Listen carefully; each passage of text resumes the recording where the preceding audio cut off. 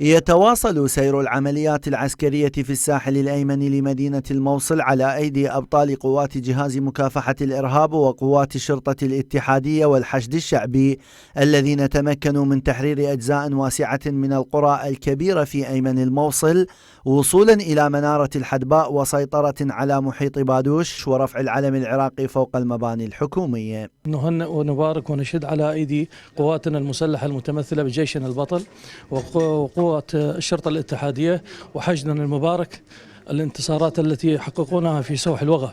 ما نلاحظه اليوم في الإعلام وفي ساحات القتال ما هو إلا واقع حقيقي ملموس على قوة العراق واقتداره من ناحية العمليات التي جاي يقيمها في الجانب الأيمن لتحرير الموصل.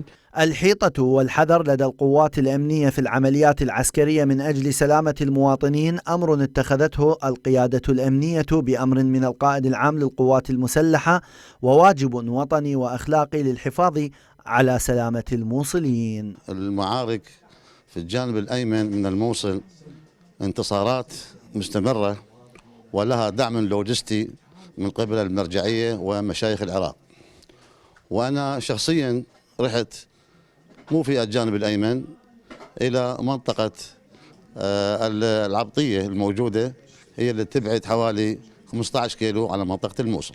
الساحل الأيمن على الموعد مع النصر بعد أن تم تحرير أغلب القرى والقصبات المحيطة بمركزه، ومسألة تحرير الموصل بالكامل هي مسألة وقت ليس إلا. من بغداد صباح نوري، المسار الفضائي.